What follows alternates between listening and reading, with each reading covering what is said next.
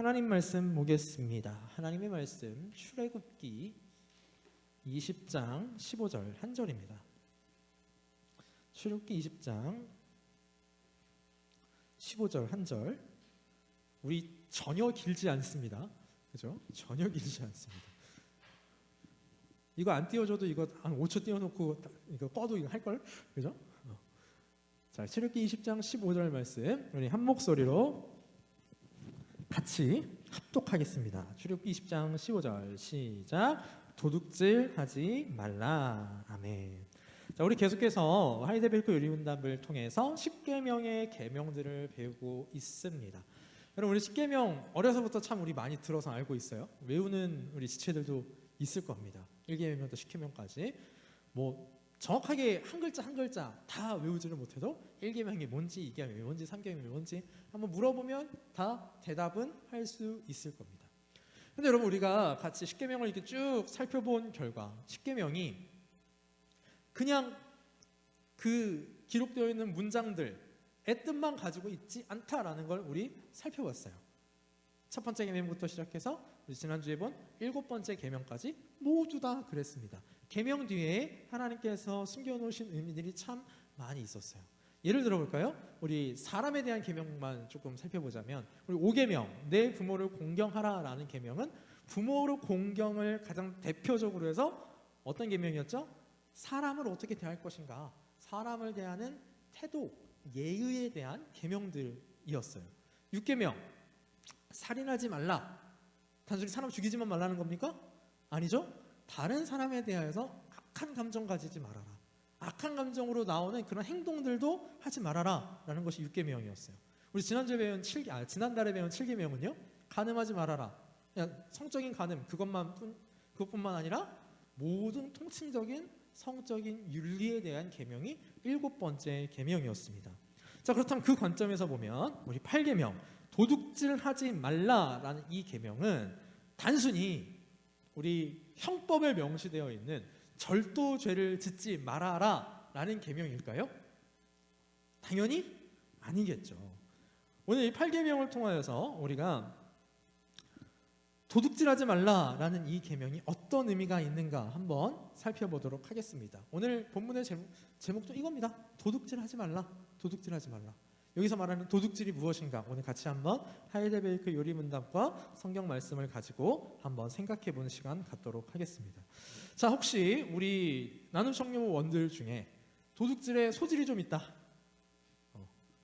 티나지 않게 부모님 지갑에서 한 10,000원 정도는 빼갈 수 있고, 혹시나 제가 강도사님 멱살 한 번만 잡으면 당신의 지갑은 나의 것입니다 라고 할 수 있는 혹시 지체들 없겠죠? 당연히 없겠죠. 네, 있으면 손 씻으시길 바랍니다, 여러분. 농담이고요. 자, 도둑질하지 말라? 이 계명이 도대체 무슨 의미인가? 하나님께서 도둑질하지 말라라고 말씀하신 이 계명에서 우리는 어떠한 삶의 교훈들을 얻을 수 있는가? 우리 한번 하이델베르크 요리문답을 들어가서 말씀을 보도록 하겠습니다. 우리 백신문부터 한번 보도록 하죠. 우리 백신문 제가 문제 읽을 테니까 여러분 답 조금 깁니다만 함께 읽어주시기 바랍니다. 백신문입니다. 제8계명에서 하나님께서 금하신 것은 무엇입니까? 시작. 하나님께서는 국가가 법으로 처벌하는 도둑질과 강도질만을 금하신 것이 아니고 이웃의 소유를 자기의 것으로 삼으려고 시도하는 모든 속임수와 관계를 도둑질이라고 말씀하십니다. 이런 것들은 폭력으로 혹은 합법성을 가장하고서 일어날 수 있는데 곧 거짓 저울이나 자나, 돼, 부정품, 위조 화폐와 고리대금과 같은 일, 기타 하나님께서 금하신 일들입니다. 하나님께서는 또한 모든 탐욕을 금하시고 그의 선물들이 조금이라도 잘못 사용되거나 낭비되는 것을 금하십니다. 자, 하이델베르크 요리문답 백신문답 우리 같이 읽어봤는데요. 8계명을 보니까 이 도둑질하지 말라라는 계명을 보니까 어떻게 정리할 수 있을 것 같아요? 저는 이렇게 정리했어요. 경제적인 계명이라고 정리했어요. 경제, 금전적인 계명, 재물에 관한 계명, 그 계명이 바로 8계명입니다. 우리 청년부원들 중에 나는 돈이 정말 싫어요, 있을까요? 당연히 없을 겁니다. 이 세상에요, 돈 싫어하는 사람 없을 거예요. 여러분의 상일이 싫어해? 아니시래요. 손을 갑자기 이렇게 하길래 여러분의 뭐 할머니 할아버지가 되셨던 뭐 고모 삼촌이 되셨던 용돈 주실 때 여러분 반응은 어떻게 합니까? 아유 괜찮아요 괜찮아요 하지만 실상 괜찮지는 않잖아요. 그죠? 할머니가 용돈 주는데 괜찮아요. 아유 그래 네가 괜찮다면 어쩔 수 없지. 그리고 다시 할머니께서 가져가시면 좀 약간 서운하지 않겠습니까 여러분? 돈 싫어하는 사람 없어요. 애기들도 그래요. 애기들도 그래요. 돈 싫어하는 사람은 없습니다. 자, 근데 중요한 것은 무엇이냐면 돈이 문제가 아니에요. 돈은 나쁜 게 아니거든요. 뿐만 아니라 내가 뭔가 재물을 취득하거나 이런 것도 문제가 되지는 않아요. 나중에 우리 청년부원들 중에 정말 하나님께서 많은 재물을 허락하셔서 아파트가 몇 채씩 가질 수 있는 사람들도 나올 겁니다. 나오기를 바랍니다. 그게 잘못인가요? 뭐 그다지 큰 잘못은 아닙니다. 자, 그러면 우리가 무엇이 잘못인가? 오늘 백신문의 이 계명들을 보면 하나님께서 무엇이 잘못이라고 말씀하시는지 한번 알아볼 수가 있습니다. 백신문답을 한번 다시 처음부터 한번 설명해 보도록 할게요. 백신문답에 하나님께서 금하신 것, 문장적으로 금하시는 것은 무엇인가? 첫 번째, 국가가 법으로 처벌하는 도둑질과 강도질, 이건 당연히 하면 안 되죠. 물건을 훔치거나 강도 행각을 벌이거나 이건 당연히 하면 안 됩니다. 그죠? 또 이웃의 소유를 자기의 것으로 삼으려고 시도하는 모든 속임수와 간계도 도둑질입니다. 간단한 얘기예요. 이거 복잡한 얘기 아닙니다. 남의 거, 내 걸로 만들려는 모든 속임수, 꾀 이런 것도 다 도둑질이라는 거예요. 즉 8계명의 관점에서 보면 사기죄도 도둑질인 거예요. 사기치는 거. 그거 도둑질입니다, 여러분. 또한 이런 것들을 조금 구체적으로 이제 이야기를 하는데 거짓 저울, 거짓 자, 거짓 돼 이런 것도 다 안 돼요. 이 거짓 저울은 요새는 잘 안 쓸 텐데 옛날에는 그러니까 여러분하고 저하고 나이 차이 많이 나진 않지만 저 한 중학교 다닐 때만 하더라도 저기 서울에 노량진에 가면 유명한 게 2개가 있어요. 혹시 뭐하고 뭔지 아는 사람? 노량진에 유명한 거 2개.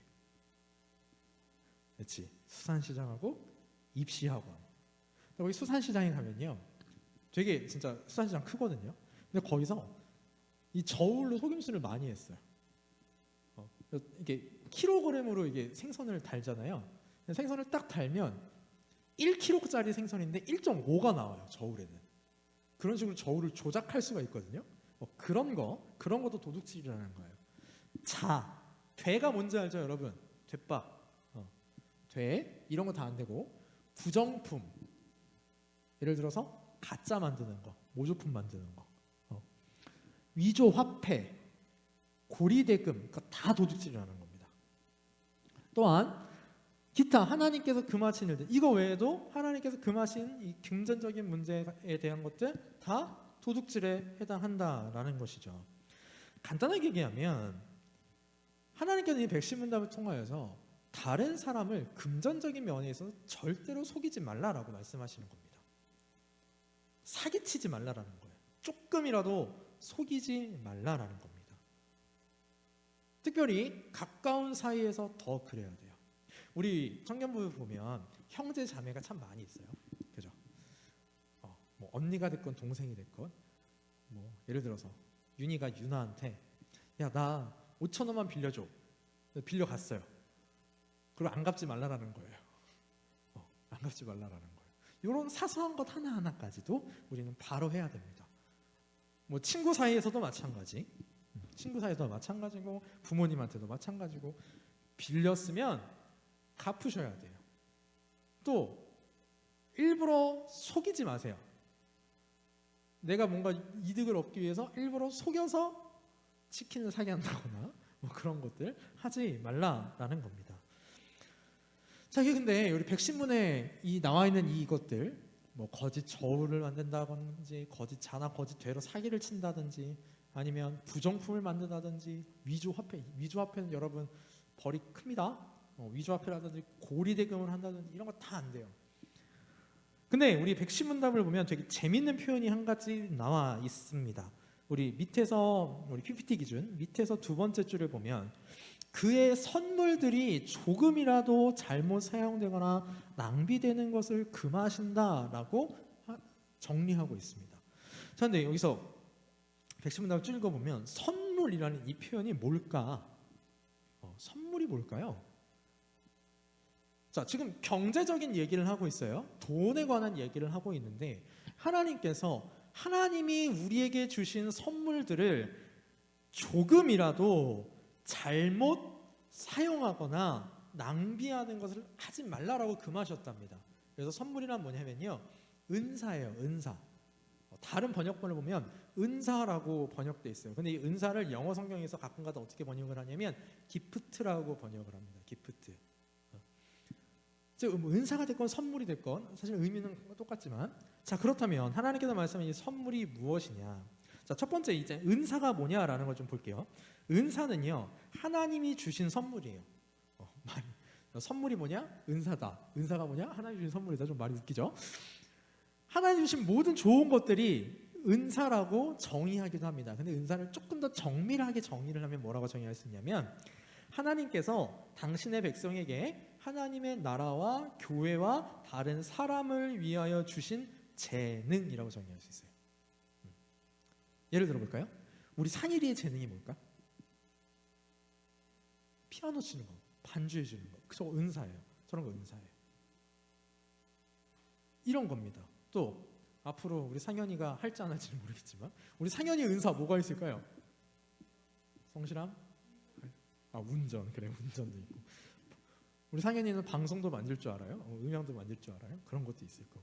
우리 회장님하고 부회장님 출신들은 제가 이거 다 방송하는 거 가르쳐 드렸죠? 다 은사예요. 하나씩 개발해 나가는 거예요. 자, 하나님께서 주신 이런 재능들을 올바로 사용하라는 겁니다. 무슨 의미냐? 조금 더 구체적으로 들어가서 재능을 잘못 사용하지 말라. 무슨 소리냐면 이거예요. 진짜 머리 좋은 사람이 있어요. 여러분, 공부는 재능이라고 생각합니까? 재능이 아니라고 생각합니까? 공부도 재능입니다, 여러분. 공부도 재능이에요. 엄마 깜짝이야.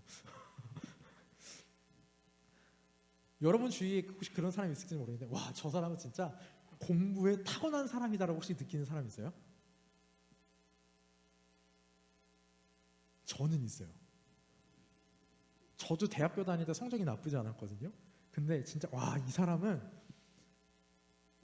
범접할 수 없다라는 분이 있어요. 진짜 공부를 즐기는 사람이 있어요. 제 지도 교수님이 있어요.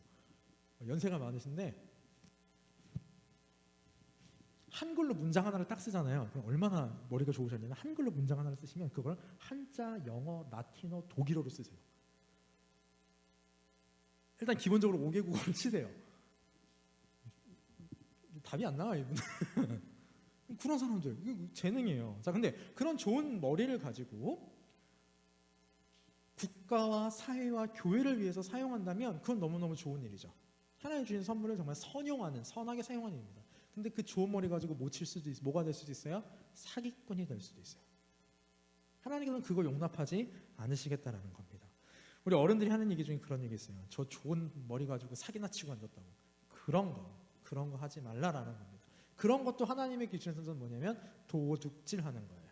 남의 걸 도둑질하는 겁니다. 두 번째로 재물도 하나님께서 주신 선물이죠. 우리 청년부원들 중에는 가정 형편도 다 다를 거고요. 앞으로 여러분들이 가질 직업에 따라서 가지게 되는 재물의 양도 다를 거예요. 근데 그 재물도 하나님께서 선물로 주셨는데 그 재물을 가지고 올바르게 사용하라는 겁니다. 하나님께서 주신 재물을 올바르게 사용하는 거, 이따가 조금 더 얘기하겠지만 어떤 것들이 있을까요?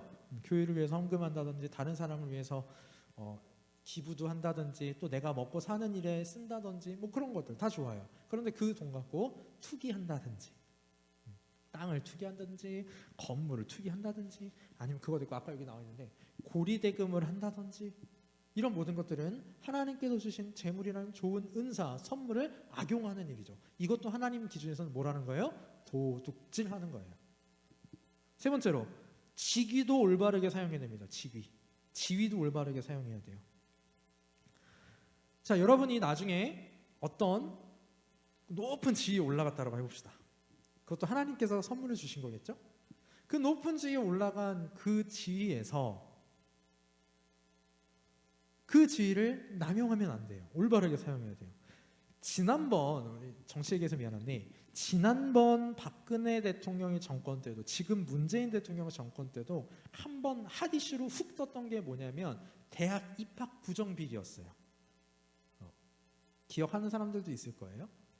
자, 대학 입학 부정 비리 누구 백 써서? 후보님 백 써서. 채용 비리 이런 것들 있잖아요. 그것도 하나님 기준에서는 정당하게 누군가 받아야 될 거를 뺏어간 도둑질입니다. 그거 안 됩니다. 그거 하지 말라는 거예요. 또 협박하는 거. 내가 이 사람보다 높은 사람이에요. 그래서 그걸 이용해서 어떤 협박을 한다든지 이런 모든 것들 하나님 입장에서는 하나님 기준에서는 하나님의 선물을 잘못 사용하거나 낭비하는 도둑질과 같습니다. 도둑질이에요. 우리 사랑하는 나눔 친구 여러분들은 이런 것들로부터 자유로워지길 원합니다. 물질을 사용할 때요. 하나님 주신 물질, 지위, 은사들을 사용할 때 좋은 방향으로 선한 방향으로 사용하시는 우리 청년부 여러분들 되셨으면 좋겠습니다. 그거 안 하면 도둑질하는 거예요. 도둑질하는 거. 그렇다면 우리는 어떤 삶을 살아야 되는가? 그 답이요. 111문답에 나와 있습니다. 우리 111문답 제가 문제 읽을 테니까 여러분 답 한번 읽어주시기 바랍니다. 111문. 이 계명에서 하나님께서 원하시는 것은 무엇입니까? 답 시작.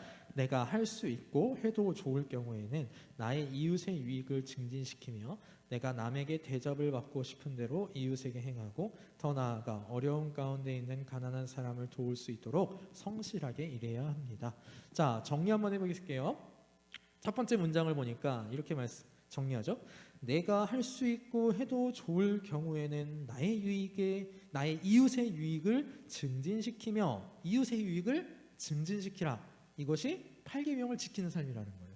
이웃의 유익을 증진시키는 건 어떤 삶일까요? 이타적인 삶, 배려적인, 배려하는 삶, 그 삶이에요.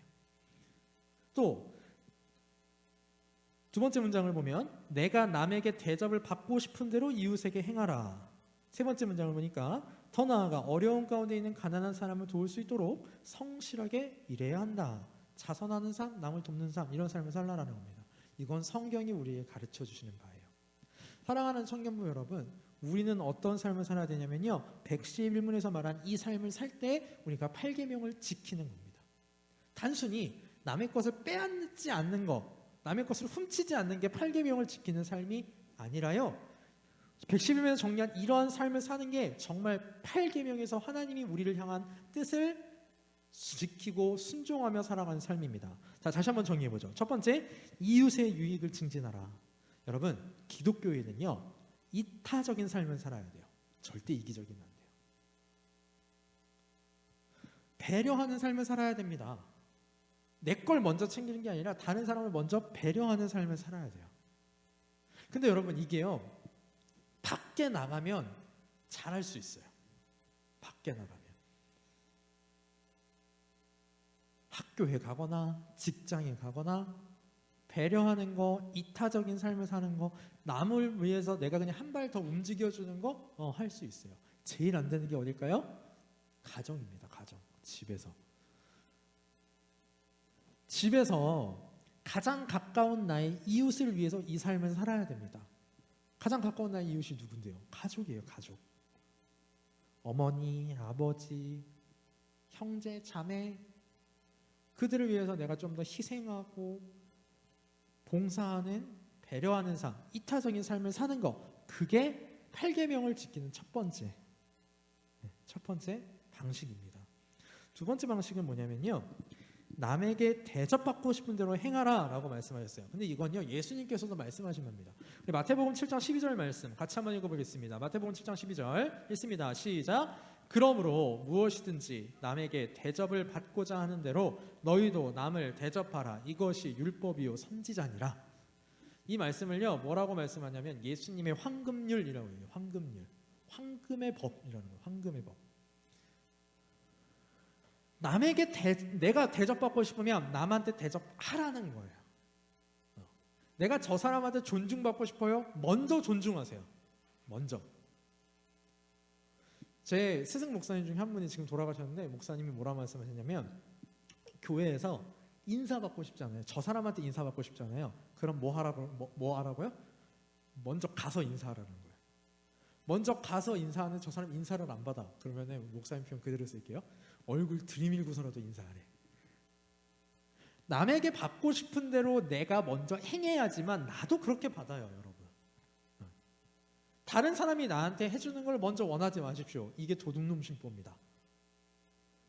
내가 안 하는 걸 다른 사람이 나한테 요구하면 어떻게 합니까? 그러면 안 돼요.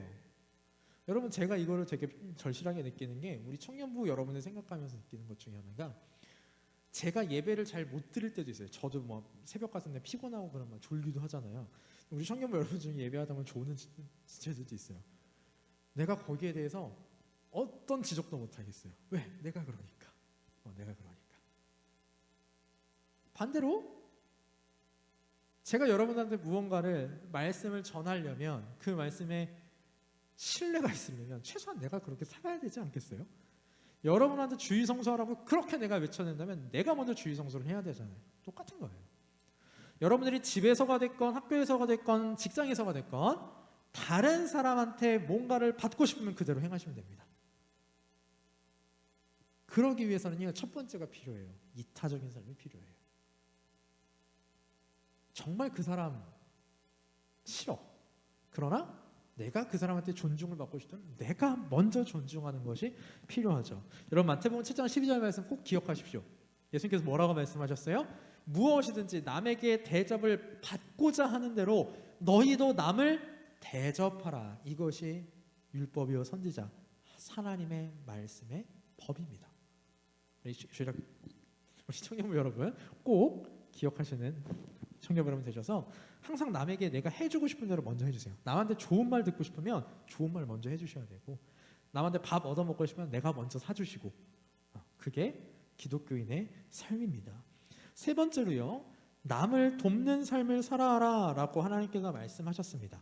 갈라디아서 6장 9절로 10절 말씀을 보면요, 이런 말씀이 있습니다. 우리가 선을 행하되 낙심하지 말지니 포기하지 아니하면 때가 이름에 거두리라. 그러므로 우리는 기회 있는 대로 모든 이에게 착한 일을 하되 더욱 믿음의 가정들에게 할지니라. 자, 뭐라고 말씀하시죠? 기회 있는 대로 모든 이에게 착한 일을 하라라고 말씀하셨어요. 여러분이 할 수 있으면 할 수 있는 한 다른 사람들에게 선한 일을 해주셔야 돼요. 착한 일을 하셔야 됩니다. 우리 아까 111문답 맨 마지막 부분에 보면 맨 처음에 보면 이렇게 말씀해요. 내가 할 수 있고 해도 좋을 경우에는 이라고 시작해요. 그러니까 내가 할 수만 있다면, 여력이 안 되면 어쩔 수 없죠. 여력이 안 되면 어쩔 수 없지만 할 수 있으면 다른 사람에게 먼저 베푸는, 남을 돕는 삶을 살아야 합니다. 자, 우리 이 말씀을 같이 한번 읽어보죠. 에베소서 4장 28절입니다. 에베소서 4장 28절 시작. 도둑질하는 자는 다시 도둑질하지 말고 돌이켜 가난한 자에게 구제할 수 있도록 자기 손으로 수고하여 선한 일을 하라. 하나님께서 직접적으로 말씀하세요. 자기 손으로 수고해서 다른 사람에게 선한 일을 하라라는 겁니다. 우리 청년부 지체들 중에서 누군가가 배를 고라 며칠 밥을 하루 종일 아무것도 못 먹었대. 근데 가진 거는 없어. 그러면 여러분, 내가 나한테 베풀 능력이 있다. 나도 한 푼도 없으면 어쩔 수 없지만 내가 베풀 능력이 있다면 베풀어 주라는 거예요. 근데 여러분, 이렇게 베풀면요, 제가 말씀해 놓지 않았는데 누구한테 돈 꿔주는 거냐면 하나님한테 꿔주는 거다라고 성경이 말씀하시거든요. 그런 삶을 여러분이 사셨으면 좋겠습니다. 자, 그렇다면 우리가 이제 8계명에서 무엇을 금하고 우리가 8계명에서 어떤 삶을 요구하시는가 우리 다 찾아봤어요. 그럼 이런 삶을 어떻게 하면 우리가 살아갈 수 있는가, 그것만 정리하고 오늘 마치도록 하겠습니다. 자, 8계명, 이 도둑질하지 말라라는 계명을 지키기 위해서 남에게 베풀고 이웃을 유익을 증진시키고 남을 대접하는 삶을 살기 위해서 어떤 것들이 필요한가? 첫 번째는요, 돈을 사랑하면 안 돼요. 여러분, 돈을 사랑하면요 도둑질하게 돼 있어요. 돈을 사랑하면 아까 백신문답에 있었던 거짓 거울, 거짓 차, 거짓 대, 부정품, 그러니까 우리로 지금으로 따지자면 뭐라고 표현해야 되지? 그런 거 있잖아요. 나이키 말고 나이스 막 이런 거 있잖아요. 짝퉁 만드는 거. 짝퉁을 만들고 짝퉁이라고 대놓고 얘기를 하면 상관이 없어요. 그런데 진짜인 것처럼 이렇게 하는 거, 그런 거 안 됩니다. 그런 것들, 그거 다 뭐에서 나오는 거예요? 돈 벌고 싶은 욕심에서 나오는 거거든요. 여러분,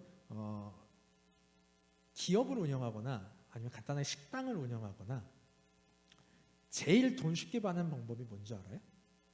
원재료값 아끼고 파는 값 부풀려서 팔면 그게 최고의 마진이에요. 원재료 100원짜리 갖다가 가공해서 10,000원에 팔면 몇 배 이득이에요? 100배 이득이잖아요. 그게 돈을 사랑해서 그렇게 되는 거거든요. 제가 지난번에 유튜브에서 되게 웃긴 걸 하나 봤어요. 중국에서 75층짜리 건물, 혹시 본 지체들도 있을지 모르겠는데 중국에서 75층짜리 건물이 하나가 만들어졌는데 겉모습은 이쁘더라고요. 약간 이렇게 회색깔로 이렇게 만들었는데 빌딩이야. 75층인가 고층 빌딩인 거 아니에요. 바람도 안 불고 지진도 안 불었는데 건물이 흔들렸어요. 이렇게. 그래갖고 대피령이 내리고 난리가 났습니다. 여러분 분명히 제가 그거 뭐 확실치는 않지만 분명히 그거 원재료 조사해봐야 돼요. 분명히 원재료 조사해봐야 돼요. 예전에 저 태어나기 전에도 태어나기 후인가? 전인가? 전으로 기억하는데 서울에 가면요 성수대교라는 다리가 있었어요. 그게 한번 붕괴된 적이 있었거든요. 왜 붕괴됐을 것 같아요, 여러분? 그거 재료를 삥땅 쳤어요, 만드는 사람이. 철근을 좋은 철근을 썼어야 되는데 안 좋은 철근을 썼어. 왜 그랬을까요? 이윤 많이 남기려고, 돈 많이 남기려고. 그래서 디모데전서 6장 10절 말씀을 보면 이렇게 말씀합니다. 자, 우리 6장 10절을 같이 한번 읽어봅시다. 시작. 돈을 사랑함이 일만하게 뿌리가 되나니 이것을 탐내는 자들은 미혹을 받아 믿음에서 떠나 많은 근심으로써 자기를 찔렀도다. 여러분 돈은 좋은 거예요, 나쁜 거예요? 우리 직장 생활하는 사람한테 물어볼까? 송이야, 송이 월급은 좋은 거예요, 나쁜 거예요? 있어서 편리한 거예요? 여러분 돈은 좋은 거예요, 나쁜 거 아니에요. 돈은 좋은 건데요, 그걸 사랑하는 게 문제예요. 돈을 사랑해서 정말 많은 악의 뿌리가 됩니다. 요새 우리나라에서 정말 핫한 것 중에 하나가 비트코인이죠. 혹시 우리 청년분들 비트코인 하는 사람 있어요? 감사하게도 아무도 없네요. 제 주위에는 비트코인 하는 사람이 몇 명 있습니다. 근데요, 정말로 어떻게 하냐면 하루 종일 이루고 있어요. 하루에도요 이게 롤러코스터를 타기 때문에 진짜 이루고 있어요. 이거는 돈에 중독된 겁니다. 중독된 거예요. 여러분 돈 사랑하지 않으시는 우리 청년분 되기를 간절히 바랍니다. 돈이 나를 쫓아야지 내가 돈을 쫓아가면 안 돼요. 아까 지금 송이가 말한 그 자세가 난 너무 감격스러워요. 있으면 좋은 거.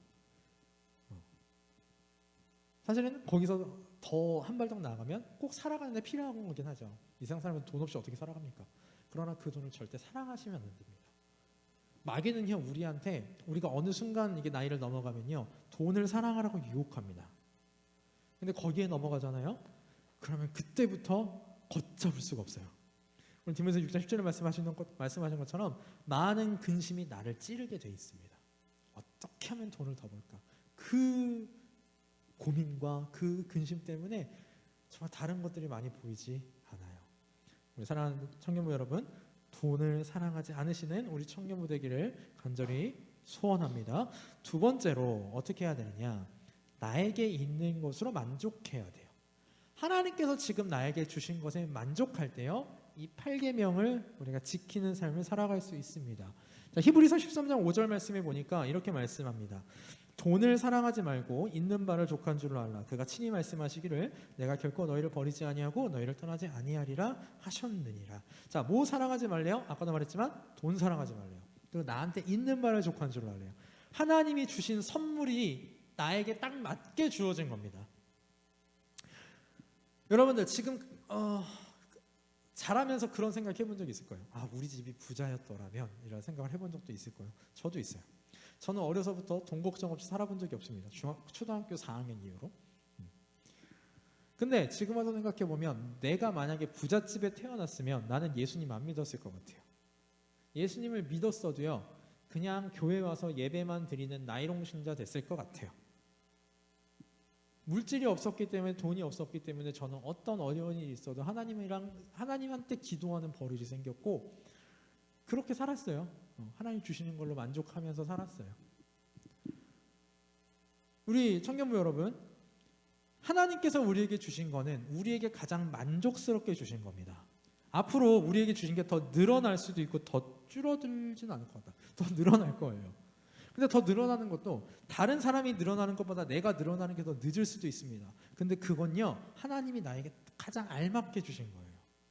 제가 가끔 가다가 화나면 하는 말이 있어요. 사람한테 화가 나면 하는 말이 뭐냐면, 사람이 국어랑 수학을 잘해야 된다고 라는 말을 해요.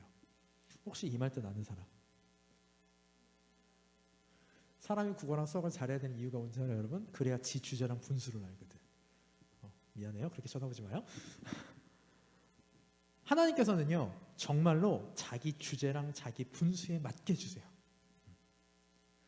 누군가에게 주제에 넘는, 분수에 넘는 물질을 주셨다? 그건 어떻게 보면 하나님의 심판일 수도 있어요. 하나님께서는 나에게 가장 맞는 걸로 주셨습니다. 그러니까 여러분, 다른 사람 부러워하지 마세요. 다른 가정 부러워하실 것도 없고, 나에게 가장 적합한 걸로 하나님 주셨다, 그걸로 만족하시는 여러분 되셨으면 좋겠습니다. 한 걸음 더 나아가서 우리 13장 5절 말씀을 끝을 보면 이렇게 말씀하시죠. 내가 결코 너희를 버리지 아니하고 너희를 떠나지 아니하리라. 하나님으로 만족하시는 여러분 되셨으면 좋겠습니다. 하나님만으로 만족하셨으면 좋겠어요. 하나님만이 있으면 내가 별 걱정 없이 살아갈 수 있다. 그 믿음이 여러분에게 생겨나시기를, 혹 있으시다면 더 단단해지시기를 간절히 바라고 원합니다. 여러분, 제가 이번 주에요, 격변의 한 주를 보냈습니다. 정말. 저는 화요일 날 아기가 태어났어요. 너무 이뻐요. 보면 신기해. 얘가 내 애라는 게 너무 신기해요. 사이즈가 진짜 요만하거든요, 아직은.